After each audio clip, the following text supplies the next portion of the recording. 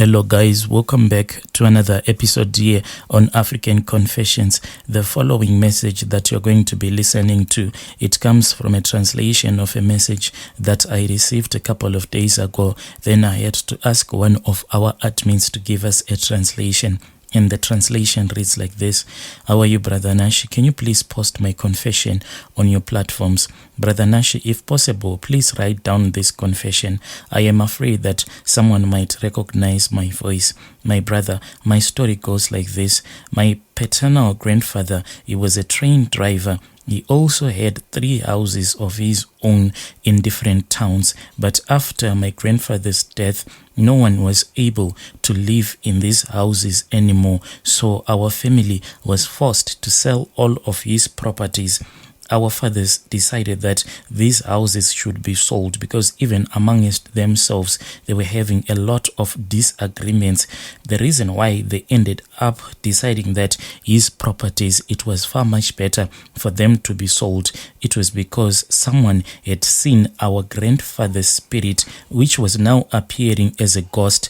A small child was the first one who had noticed that ghost. This child used to say that he saw my grandfather as he was standing on top of the Jura wall. After that child confessed everything that had happened, then the child then disappeared, but was later found dead after he had hung himself. That child had committed suicide, but yet the child was still very small. Even the place that the child committed suicide, everything was so suspicious about the death of that child. From there on, each and every year, there was someone who was always dying. Either it was a tenant child that would die or any of our family members, because on all of our properties, my father and his siblings, they had decided that they should put some tenants there. Now, on my grandfather's plot, if you are ever to go there, you'll find out that there are more than 5 graves of some of my brothers who died in a car accident. My auntie who recently died, she just died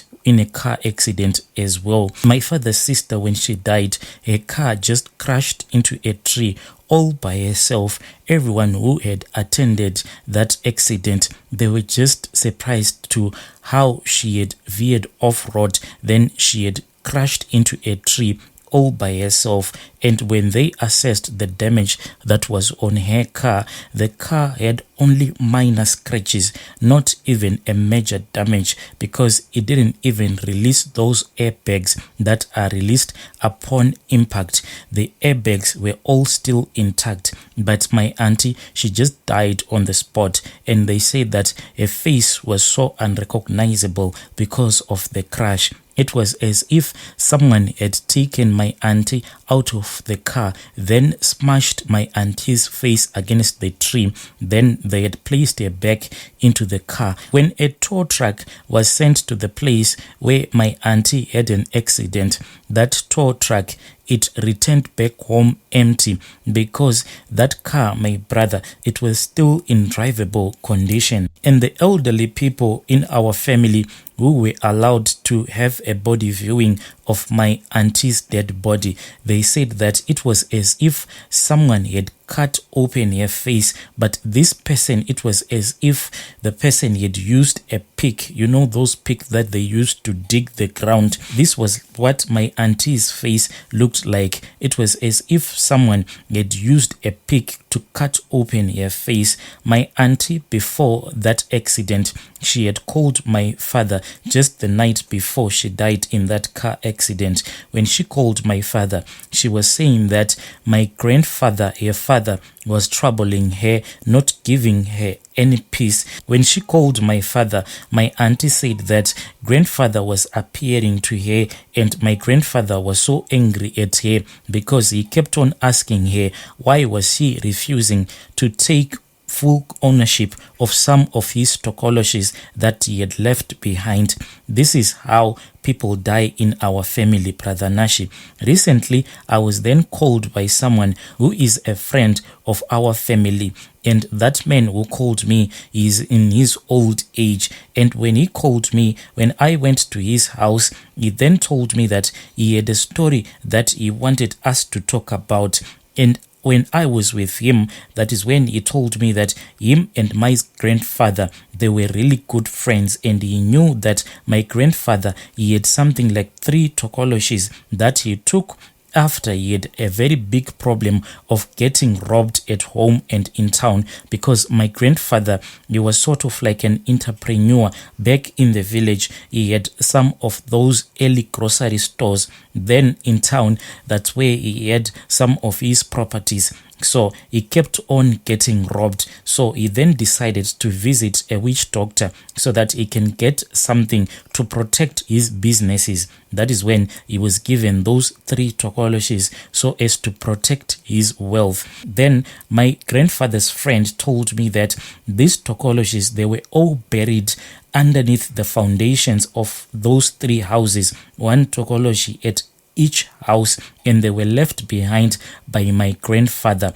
But with everything that happened, the family then decided to sell these houses. But my father and his siblings, I don't know if they know that their own father, our grandfather, he was a ritualist, because that man who was saying that he was the best of friends with my grandfather, he told me that I was not supposed to let anyone know in our family that he had told me this family secret. Now the issue is that I was told by that man that I need to go and consult. Me and him, we are supposed to visit this other traditional healer. He told me that if he is going to take me there, then that traditional healer is going to help me to take over and accept those tokoloshes that were left behind by my grandfather.